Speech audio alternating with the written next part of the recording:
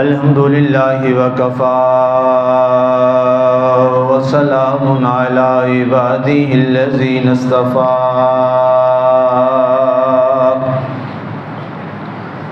خصوصا علی سید ولد آدم محمد المصطفى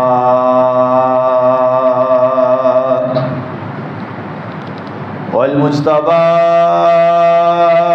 والمرتضى وعلى آلہ وأصحابہ لنا مقتدى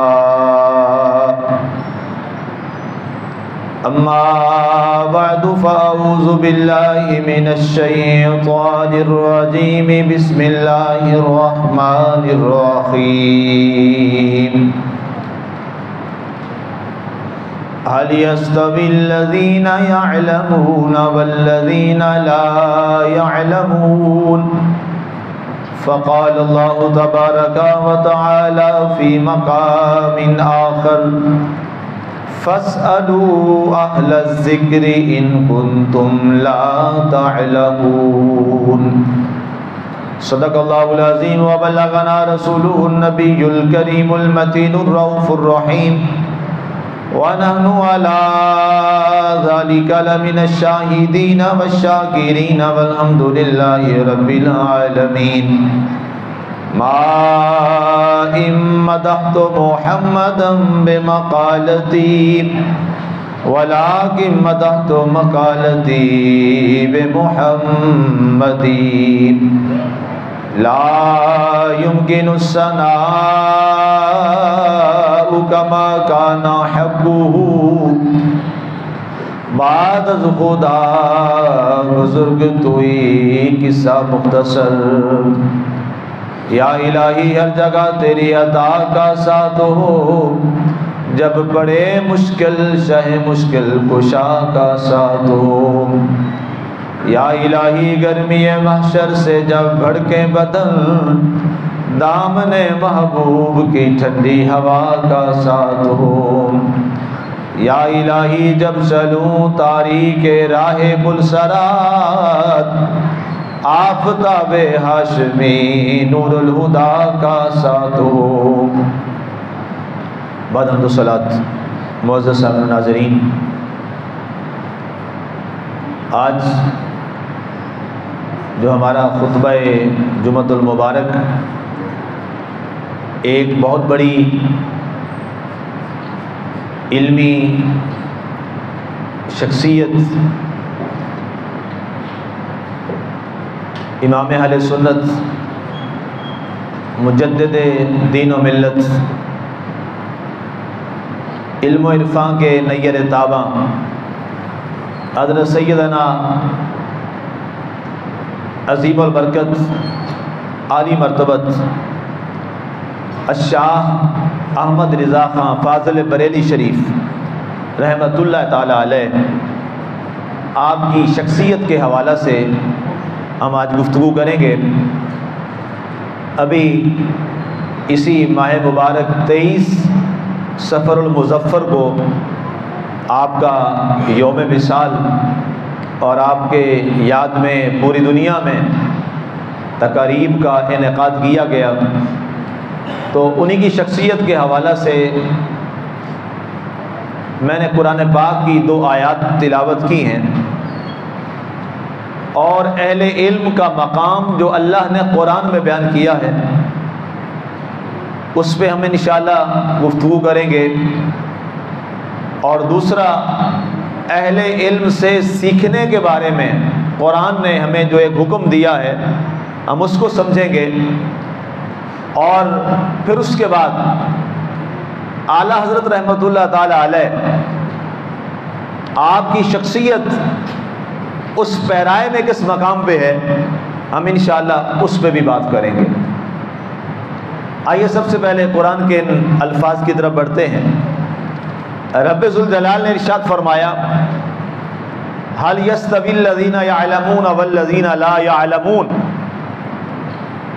کیا جاننے والے اور نہ جاننے والے برابر ہو سکتے ہیں؟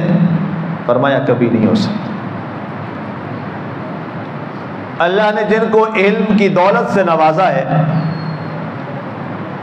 اللہ تعالیٰ نے جن کے سینوں کو اپنے علوم سے منور کیا ہے، فرمایا وہ سینہ اور وہ انسان کبھی بھی کسی اس شخص کے برابر نہیں ہو سکتا جس کے سینے کے اندر وہ والا نوری علم موجود نہیں ہے۔ یہ اللہ کا فیصلہ ہے، یہ قرآنی فیصلہ ہے۔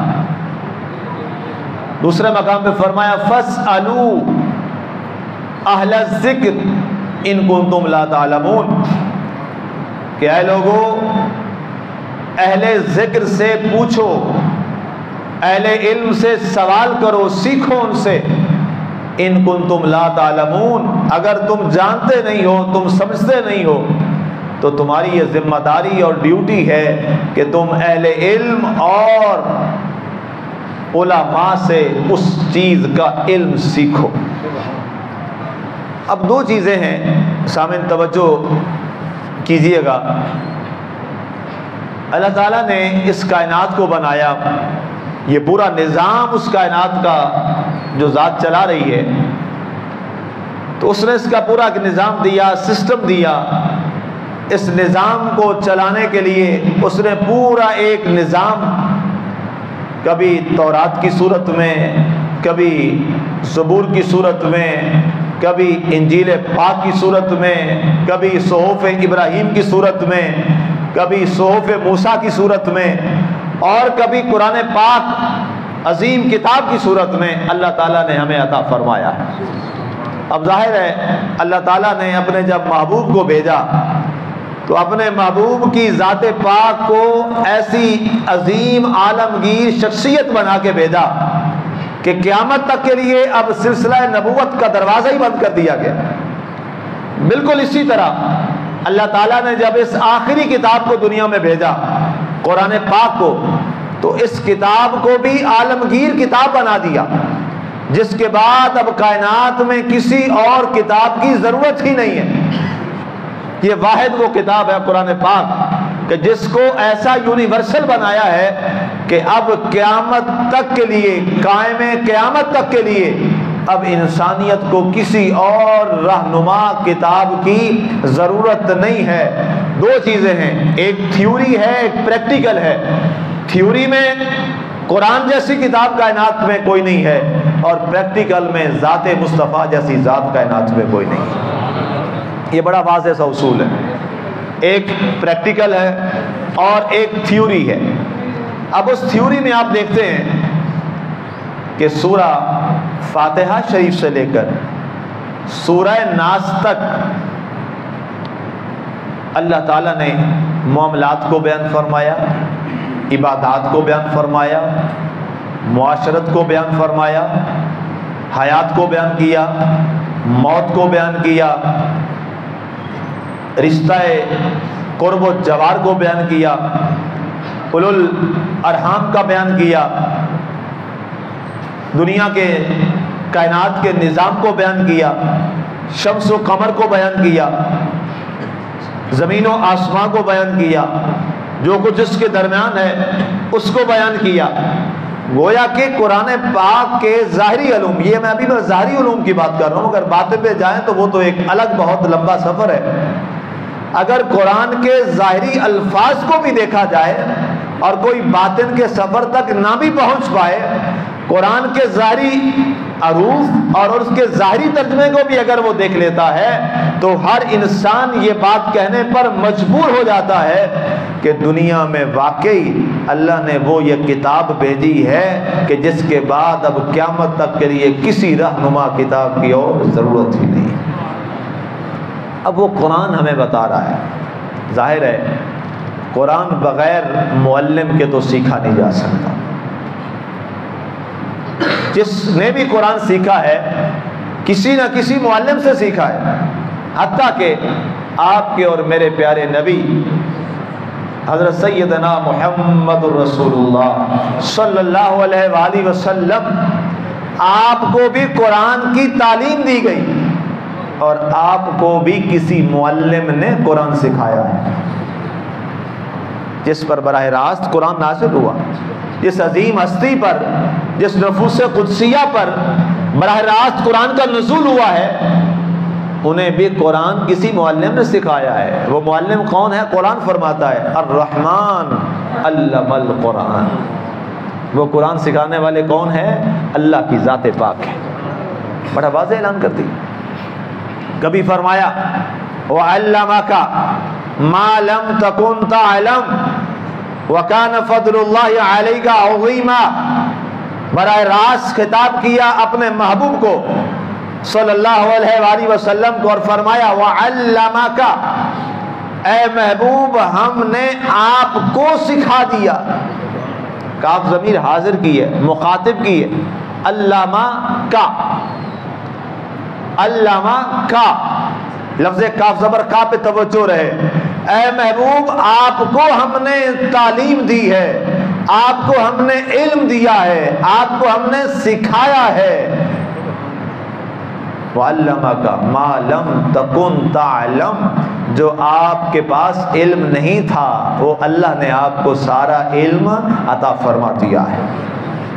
اب بتائیے، جب بھی استاد پڑھاتا ہے اپنے شاگردوں کو، جب بھی معلم اپنے تلامذہ کو پڑھاتا ہے، تو جو معلم ہے اس کی یہ تمنا اور خواہش ہوتی ہے کہ میں اپنے متعلم کو، اپنے شاگرد کو ایسا پڑھاؤں، ایسا پڑھاؤں، ایسا بناؤں، ایسا تیار کروں کہ یہ جہاں جائے لوگ شاگرد کو دیکھ کر استاد کو دیکھنے کی طلب پیدا کریں۔ یہ ہر استاد کی خواہش ہوتی ہے۔ اور آپ دیکھیں ظاہری طور پہ استاد کے لیے کوئی پروٹوکول نہیں ہے۔ استاد ایک بغیر یونیفارم پہ فٹ پاتھ پہ بھی بیٹھا ہے تو وہ استاد ہے۔ استاد صرف ڈیوٹی ٹائم استاد نہیں ہے، استاد 24 گھنٹے استاد ہوتا ہے۔ اس کے لیے خاص کوئی ڈیکرم نہیں ہے، کوئی خاص ایک پہچان نہیں ہے کہ یہ استاد ہے۔ کیوں؟ فرمایا اس لیے کہ استاد کا درجہ اتنا ہے، استاد کا مقام اتنا ہے کہ اس کو کسی نہ یونیفارم کی ضرورت ہے، نہ اسے کسی پھول لگانے کی ضرورت ہے، نہ اسے کسی بیلٹ لگانے کی ضرورت ہے، اس لیے کہ اللہ تعالیٰ نے اس کائنات میں سب سے زیادہ جو مقام اور مرتبے والا جو ایک ڈیزگنیشن ہے اور عہدہ ہے وہ اللہ تعالیٰ نے دیا ہی صرف استاد اور معلم کو۔ اس کائنات میں سب سے بڑا درجہ کس کا ہے؟ استاد کا، معلم کا۔ یہاں نہ ہو یہ الگ بات ہے، لیکن اللہ کے یہاں فیصلہ یہی ہے۔ اس لیے کیوں بڑا درجہ اور مقام ہے؟ اللہ تعالیٰ نے جب علم کی بات آئی تو الرحمن علم القرآن، یہ صفت کس کی طرف گئی؟ اللہ کی طرف سے۔ معلم کون پہلا ٹھہرا اس کائنات کا؟ اللہ تعالیٰ کی ذات۔ اور اس کے بعد اس کائنات میں جس کو ساری کائنات کا معلم بنا کے بھیجا گیا اس کا نام کیا ہے؟ جناب محمد الرسول اللہ صلی اللہ علیہ وآلہ وسلم۔ اور آپ نے کیا فرمایا؟ یہ الفاظ موجود ہیں آج بھی، انما بعثت معلما، بے شک مجھے استاد بنا کر بھیجا گیا ہے، مجھے معلم بنا کے بھیجا گیا ہے۔ تو پتہ کیا چلا؟ اس کائنات کے اندر وہ خالق ہو کے اس نے بھی اپنے سب سے جو بہترین مخلوق میں ایک شخصیت تھی اسے علم دیا، اور وہ تعلق اور درجہ سب سے زیادہ کس کا ہو؟ اس کائنات میں جب مخلوق پہ ہم نظر ڈالتے ہیں، یہ ذرا مشکل مسئلہ ہے، توجہ کیجیے گا، آسانی سے سمجھ آ جائے گا۔ ایک ہے خالق اور باقی یہ ساری اس کی مخلوق۔ خالق تو ایک ہے، یہ ہمارا ایمان ہے، یقین ہے، اور یہی توحید ہے کہ ساری کائنات کے اندر خالق صرف ایک ہے، اللہ وحدہ لا شریک۔ اس کے بعد باقی ساری اس کی مخلوقات ہیں، مخلوقات بہت ساری ہیں۔ اب بات ہم کریں گے مخلوق میں۔ ہمارا بچہ بھی یہ جانتا ہے کہ اس ساری کائنات کی مخلوقات میں سے سب سے زیادہ جس کو اللہ نے شان سے نوازا ہے اس کا کیا نام ہے؟ حضرت سیدنا محمد رسول اللہ صلی اللہ علیہ وآلہ وسلم۔ اس پر کسی کو کوئی اختلاف نہیں۔ مخلوق میں سب سے زیادہ درجہ اور مقام جو ہے وہ کس کا ہے؟ جناب رسالت مآب صلی اللہ علیہ وآلہ وسلم کا۔ اب اس ساری کائنات میں، مخلوقات میں جو سب سے زیادہ درجہ اور مقام رکھنے والی ذات ہے، اس سے اوپر اگر درجہ ہے تو صرف ایک ذات کا ہے، اور اس کا نام ہے اللہ۔ اس کے علاوہ کسی اور کا مقام نہیں۔ سعدی صاحب نے کہا تھا نا، بعد از خدا بزرگ توئی قصہ مختصر، بعد از خدا بزرگ توئی قصہ مختصر، کہ قصہ مختصر یہی ہے، ہم لمبی چوڑی باتیں کیا کریں، اللہ کے بعد اگر کائنات میں کوئی بزرگ و برتر ہے تو وہ صرف محمد مصطفیٰ صلی اللہ علیہ وسلم۔ یہ طے شدہ بات۔ اب اس کا معلم جو کائنات میں سب سے عرفہ اعلیٰ عظیم، اس کا معلم اللہ بنا، الرحمن علم القرآن۔ اس کے بعد فرمایا، اے محبوب، ساری کائنات کا جو سب سے عظیم مخلوق میں آپ کا درجہ، اور آپ کو علم دینے والا اللہ ہے، اور مخلوق میں ساری کائنات کا جو مقام اور اعلیٰ درجہ ہے وہ مقام معلم ہے، تو اے محبوب میں نے آپ کو ساری کائنات کا معلم بنا دیا ہے۔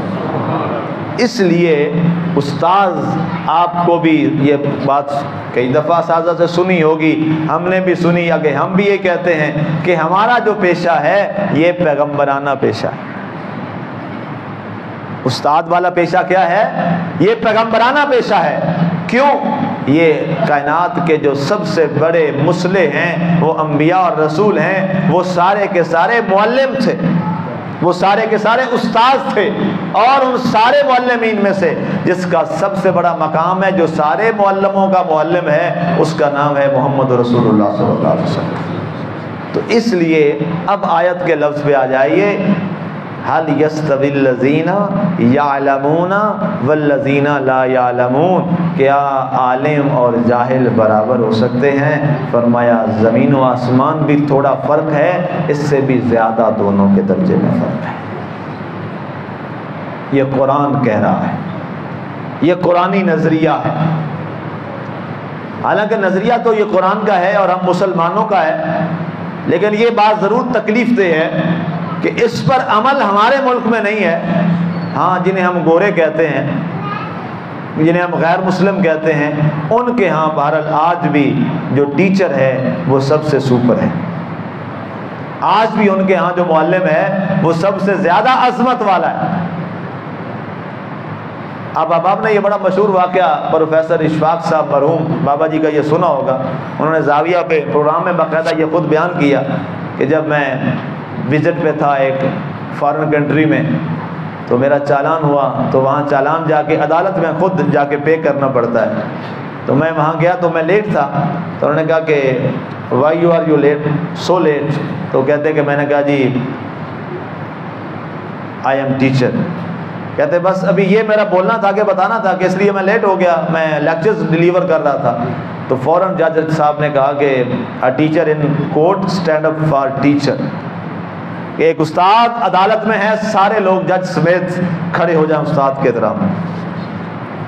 کہتے کہ میں بڑا حیران ہوا، اشفاق صاحب کہتے ہیں میں بڑا حیران ہوا کہ یار میں دیار غیر میں ہوں اور یہ سارے گورے بیٹھے ہیں، اور میں مسلمان ہوں، تو میں نے کہا کہ میں استاد ہوں، تو یہ قوم ساری کھڑی ہوگی یہاں پر جج سمیت۔ اور انہوں نے کہا کہ سر پروفیسر صاحب، استاد صاحب، ہم بڑی معذرت چاہتے ہیں، ہمیں نہیں معلوم تھا کہ آپ استاد ہیں، آپ کا ابھی چالان کینسل کیا جاتا ہے، اور پوری یہاں پہ کورٹ آپ سے سوری کرتی ہے کہ آپ کو یہاں آنے کی زحمت ہوئی، ہمیں آپ معاف کر دیجیے۔ کہتے ہیں اس دن مجھے اندازہ ہوا وہ قوم ہم سے کیوں آگے ہے، اس لیے کہ وہ اپنے استادوں کی عزت کرتی، وہ اپنے استادوں کی عزت کرتی ہے۔ اور جس معاشرے میں استاد اور معلم کی عزت ہو، واقعی وہ معاشرہ بہت ترقی کرتا ہے۔ وہاں استاد بڑے شوق سے، پھر پوری ڈیڈیکیشن کے ساتھ پڑھاتا ہے، پورے اسپرٹس کے ساتھ، جذبات کے ساتھ وہ آگے بڑھتا ہے۔ لیکن آج ہمارے ہاں ساری دوڑ کس بات پہ ہوتی ہے کہ میں ڈاکٹر بنوں یا انجینئر بنوں۔ 100 کی کلاس ہے تو پوچھو آپ نے کیا بننا ہے، تو سارے کہیں گے ڈاکٹر بننا ہے یا انجینئر بننا ہے۔ کوئی ایک آدھا بھی نہیں کہتا کہ میں نے استاد بننا ہے، اس لیے کہ وہ کہتا ہے پاکستان میں استاد بنیں گے تو شاید روزی سے بھی تنگ ہو جائے۔ ہو سکتا ہے 5ویں سکیل کا سپاہی روک لے، تو اس لیے بہتر ہے بیوروکریسی میں چلے جائیں، ڈاکٹر بن جائیں، انجینئر بن جائیں، وہاں زیادہ موج ہے۔ استاد بنیں گے تو ہو سکتا ہے فٹ پاتھ پہ بیٹھ کے بھی پڑھانا پڑ جائے۔ تو یہ ظاہر ہے ہماری رسوائی کے ذرائع ہیں، ان میں سے ایک بڑا ذریعہ یہ بھی ہے۔ تو اب اللہ تعالیٰ کے ہاں جو نظریہ ہے، جو اللہ نے ہمیں نظریہ دیا قرآن میں، وہاں یہ کہا، وہاں یہ فرمایا گیا کہ عالم اور جاہل، معلم کا درجہ اللہ کے ہاں اتنا بلند ہے، فرمایا وہ دنیا میں سب سے زیادہ فائق اور بلند ہے۔ اسی لیے فرمایا گیا فَاسْأَلُوا أَهْلَ الذِّكْرِ فَاسْأَلُوا أَهْلَ الذِّكْرِ إِن كُنتُمْ لَا تَعْلَمُونَ۔ ہم نے دنیا میں جنہیں علم سے نوازا ہے تم ان سے سیکھا کرو، یہ تمہارے اوپر فرض ہے، ان سے سوال کرو، سیکھو اہل ذکر سے جن باتوں کا تمہیں علم نہیں ہے۔ جب تم ان سے سیکھو گے تو اس علم کی برکت سے اللہ تمہاری دنیا اور آخرت اچھی فرما دے۔ اور یہاں تک فرمایا گیا، بے شمار حدیثیں ہیں، قرآن میں ایک اور آیت ہے وَالَّذِينَ أُوتُوا الْعِلْمَ دَرَجَاتٍ، فرمایا جنہیں ہم نے علم دیا ہے انہیں ہم نے دنیا میں سب سے زیادہ درجہ بلند عطا فرمایا ہے۔ اور فرشتوں سے افضل جو آدم علیہ السلام ہوئے تھے، کبھی اس کی وجہ سورہ بقرہ میں پڑھیے گا، وہ وجہ کیا تھی؟ وہ وجہ صرف علم نہیں، ظاہری طور پر کیا تھا؟ اللہ نے وہ چیزیں رکھی نا، فرمایا انبیون بھی اسماء یا اولا، اے فرشتوں ان کے چیزوں کے نام بتاؤ۔ انہوں نے کیا کہا؟ قالوا سبحانک لا علم لنا الا ما علمتنا، اے اللہ ہمیں کوئی علم نہیں ہے سوائے اس کے جو تو نے ہمیں سکھایا۔ تو آدم علیہ السلام سے فرمایا انبیہم، آپ بتائیے ان کے نام۔ تو اللہ تعالیٰ نے کیا فرمایا؟ علم آدم الاسماء کلہا، ہم نے آدم کو سارے نام سکھا دیے تھے، تعلیم کر دیے تھے، آدم نے سارے نام بتا دیے۔ تو اللہ نے فرمایا اے فرشتوں اب تم میں زیادہ عالم جو ہے، علم والا جو ہے وہ آدم ہے، تمہارا علم اس کے مقابلے میں کم ہے، بس کیا کرو؟ اسجدوا لآدم، اب سارے فرشتے آدم کو سجدہ کریں۔ یہ قرآنی نظریہ ہے، یہ مقام ہے، درجہ ہے استاد کا، یہ درجہ اور مقام ہے معلم کا، کہ سارے فرشتے کلہم اجمعین، سارے فرشتوں کو حکم دیا کہ آدم کو سجدے میں جھک جاؤ، گر جاؤ سجدے میں، سب نے سجدہ کیا۔ اور قرآن یہ کہتا ہے کہ وہ وجہ کیا تھی؟ وہ علم تھا۔ وہ کیا تھا؟ علم تھا۔ علم کی اس درجے اور فضیلت میں میرے خیال میں ان 3-4 آیات اور اس پورے واقعات سے بڑھ کے میرے پاس اور کوئی دلیل نہیں ہے، اور اس سے بڑی کائنات کی اور دلیل ہمیں کیا چاہیے؟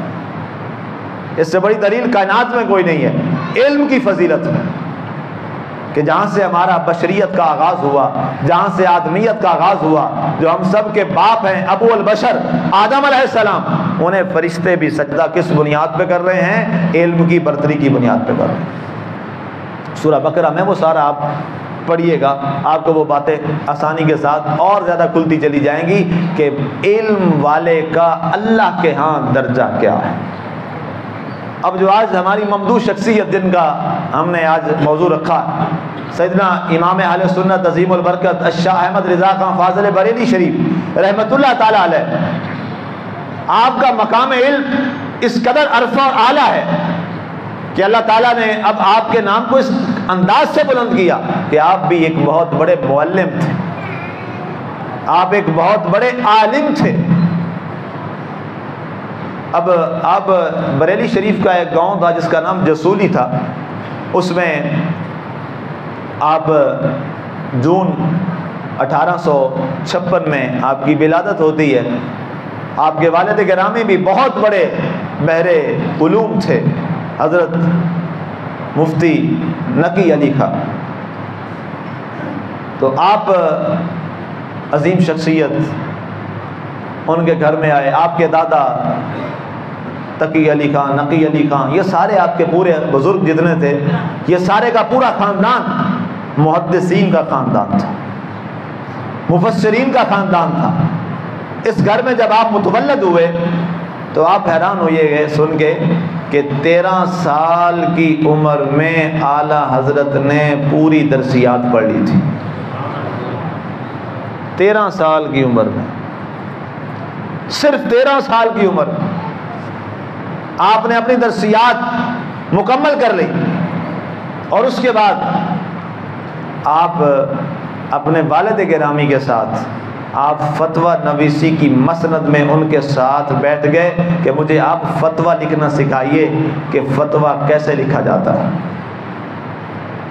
کیا ذہانت، کیا محنت تھی، اور کیا دین کے ساتھ لگاؤ تھا کہ صبح شام دن رات قرآن اور اس کا تذکرہ، قرآن اور اس کے معنی، قرآن اور اس سے اصول فقہ، قرآن اور اس سے فقہ نکالی جا رہی ہے، قرآن اور اس سے ادب نکالا جا رہا ہے۔ ظاہر ہے جتنے بھی دنیا کے اندر علوم ہیں، روایات میں آتا ہے کہ آپ کو اللہ تعالیٰ نے بڑے جو میجر بڑے سے بڑے علوم ہیں جن کی آگے کئی شاخیں ہیں، 52 علوم جن پر اللہ نے آپ کو کامل ترین دسترس عطا فرمائی تھی، جس میں علم قرآنیات ہے، اس میں تفسیر ہے، اصول تفسیر ہے، حدیث ہے، اصول حدیث ہے، فقہ ہے، اصول فقہ ہے، منطق ہے، فلسفہ ہے، طب ہے، اور ریاضیات ہے، طبیعیات ہے، حیاتیات ہے، کیمیا ہے، یہ ساری چیزیں، حتیٰ کہ بڑے بڑے یونیورسٹی کے پروفیسرز الجبرا حل کروانے کے لیے حضرت اعلیٰ حضرت رحمت اللہ علیہ تعالیٰ کے پاس آیا کرتے تھے۔ اس قدر اللہ نے آپ کو یہ گھڑی، آپ نے پوری گھڑی ایجاد کی، فزکس میں آپ، طبیعیات میں آپ اتنے ماہر تھے، کیمیا میں آپ اس قدر ماہر تھے، حیاتیات میں آپ اتنے ماہر تھے کہ بے شمار آپ کی ایجادات ہیں۔ آپ نے ان تمام علوم و فنون پر 1000 کتاب لکھی۔ آپ اندازہ کیجیے، 1000 کتاب لکھی اس زمانہ میں، جس زمانے میں یہ پرنٹنگ والا نظام نہیں تھا۔ اگر یہ جدید نظام آج کا ہوتا، یہ پرنٹنگ والا، پریس والا اور کمپیوٹر والا، تو نہ جانے اعلیٰ حضرت رحمت اللہ علیہ کتنی تصانیف فرما کے دنیا سے جاتے۔ اس زمانے میں، اس پرانے زمانے میں جب کاغذ اور قلم، بس قلم سے لکھا جاتا تھا، اعلیٰ حضرت نے 1000 کتابوں کو تصنیف فرمایا ہے۔ اور پھر آپ کی شخصیت، بعض لوگ تو صرف انہیں اس انداز سے پیش کرتے ہیں کہ شاید جناب وہ ایک بریلی کے بس ایک ایسے مولوی صاحب تھے، کئی لوگوں کہتے ہیں جی، اور وہاں پر انہوں نے کوئی ایسے جی کوئی فرقہ واریت کی باتیں کی اور یہ معاملہ ہوا۔ کبھی ان کے علمی خدمات کو آپ پڑھیں کہ اعلیٰ حضرت نے علمی خدمات کیا کی، آپ کا علمی کام کتنا ہے۔ ان کا جو فتاوی ہے، میرے پاس لائبریری میں پڑھا ہے، 30 جلدوں میں صرف ان کے فتاوے چھپے، 30 والیم، اور ایک والیم اتنا بڑا والیم، 30 والیم میں آپ کا فتاوی چھپا، اور اتنا عظیم فتاوی ہے، فتاوی رضویہ، کہ انسان دیکھ کے حیران رہ جاتا ہے کہ اعلیٰ حضرت رحمت اللہ تعالیٰ علیہ نے کوئی ایسا مسئلہ چھوڑا نہیں ہے جس فقہ کو، جس کا آپ نے اس کا عقدہ کھول نہ دیا۔ اور پھر سب سے بڑی بات، اللہ تعالیٰ نے آپ کو جہاں علوم ظاہریہ سے نوازا، وہاں اللہ نے آپ کو علوم باطنیہ سے بھی نوازا۔ اور آپ سے جب پوچھا گیا اس کی وجہ، تو آپ کے اندر ایک بڑی خاص بات تھی کہ آپ آل رسول صلی اللہ علیہ وسلم کا بہت احترام کیا کرتے تھے۔ آپ کے اگر اسماء دیکھیں نا، تو سارے کے سارے جو 12 امام ہیں، ان کے ناموں پر آپ کے پورے خاندان کے نام، آپ کے نام بھی دیکھ لیں۔ امام رضا کے نام پہ آپ کا نام احمد رضا رکھا ہوا، مفتی تقی علی خان، نقی علی خان، امام تقی، امام نقی، جو 12 امام ہیں، ان کے ناموں پہ آپ کے نام، اسماء گرامی۔ آپ کو اس قدر اہل بیت سے محبت تھی۔ اور روایات میں آتا ہے، آپ کا ایک واقعہ میں پڑھ رہا تھا آپ کی سوانح عمری میں، کہ ایک دفعہ آپ کے شاگرد جو ہیں اپنے استاد گرامی کو، اس وقت پالکی ہوتی تھی، پالکی میں بٹھا کے لے کے کہیں جا رہے تھے، تو آپ نے اچانک فرمایا کہ پالکی نیچے رکھ دو۔ پالکی نیچے رکھی گئی، آپ باہر آئے، آپ نے فرمایا تم میں سید کون؟ انہوں نے کہا جی وجہ کیا، آپ کو اچانک کیا ہوا؟ آپ نے فرمایا میری طبیعت بڑی بوجھل سی ہے، اور میرے اندر بڑا غیر مطمئن سا ہے، اور مجھے لگ یوں رہا ہے کہ میرے رسول اللہ مجھ سے ناراض ایسے ہیں، مجھ سے کوئی غلطی ہو رہی ہے، کہیں تم شاگردوں میں سے، حالانکہ شاگرد تھے، فرمایا تم شاگردوں میں سے کوئی سید تو نہیں ہے؟ ایک نے کہا جی استاد جی میں سید ہوں۔ آپ نے فوراً کہا مجھے معاف کر دو، مجھے علم نہیں تھا کہ میری پالکی اٹھانے والوں میں تم بھی ہو۔ اب اس طرح کرو، جہاں سے پالکی اٹھائی تھی وہیں لے چلو۔ کہا جی کیا وجہ؟ کہا لے چلو، ظاہر استاد تھے، معلم تھے، شاگردوں نے عمل کیا، لے گئے وہاں پالکی پہ۔ آپ نے فرمایا سید زادے سے، آپ نے فرمایا تم اندر بیٹھو، اب یہاں سے میں اپنے کندھوں پہ باقیوں کے ساتھ پالکی اٹھاؤں گا، اور جہاں تک تم لے کے گئے ہو اس سے آگے 2 قدم میں تمہیں لے جاؤں گا، کل رسول اللہ کی بارگاہ میں مجھے معاف کر دینا۔ یہ آپ کا ادب تھا آل بیت کے ساتھ، سادات کرام کے ساتھ، آپ اتنے ادب اور احترام سے ان کے ساتھ پیش آتے۔ اور اس کے بعد جو اہم ترین آپ کی بات قابل توجہ ہے، جس زمانے میں رسول اللہ صلی اللہ علیہ وسلم کی ذات پاک پر لوگوں نے کتابیں لکھی اور گستاخیاں کی، اس دور میں اعلیٰ حضرت رحمۃ اللہ تعالی علیہ نے جس انداز سے سامنے آ کر اور تمام مصلحتوں کو چھوڑ کر صرف ذات رسول صلی اللہ علیہ وآلہ وسلم کے دفاع میں آپ نے جس انداز سے خطاب کے ذریعے، قلم کے ذریعے جو آپ نے رسول اللہ صلی اللہ علیہ وسلم کی عظمت کو بیان کیا ہے، دنیا قیامت تک اس بات کو یاد رکھیں۔ پوری دنیا میں میں ریسرچ پڑھ رہا تھا کہ سب سے زیادہ جو پڑھا جانے والا آپ کا، سبحان اللہ، کیا آپ کے لیے تو یہی کافی ہے؟ دنیا میں سب سے زیادہ جو پڑھے جانے والا سلام ہے وہ کون سا ہے؟ مصطفیٰ جان رحمت پہ لاکھوں سلام، مصطفیٰ جان رحمت پہ لاکھوں سلام، شمع بزم ہدایت پہ لاکھوں سلام۔ یہ جو آپ کے سلام کے اشعار ہیں یہ پوری دنیا میں پڑھے جاتے ہیں۔ میرا کلاس فیلو تھا یونیورسٹی میں، وائل، وہ موریشیس کا تھا، ایک نذیر صاحب تھے، وہ وہاں کے طائف والی سائڈ کے تھے، سعودی عربیہ میں طائف جو ہے وہاں کے رہنے والے تھے۔ اب انہیں کچھ بھی کوئی اور زبان نہیں آتی تھی، عربی آتی تھی، تھوڑی بہت کوئی انگلش، تھوڑی بہت ایک آدھا جملہ بول لیتے تھے۔ تو ایک دن وہ کھڑے میرے ساتھ، تو جمعے کا دن تھا، تو اچانک ہاتھ باندھ کے، وہ لہجہ تو ان کا عربی تھا ظاہر ہے لیکن پڑھ رہے تھے مصطفیٰ جان رحمت پہ لاکھوں سلام۔ تو میں بڑا حیران ہوا، میں نے کہا انت عربی کیف قال؟ تو کہنے لگے کہ میں عربی ضرور ہوں لیکن احمد رضا کا سلام جو ہے مجھے اردو زبان میں آتا ہے۔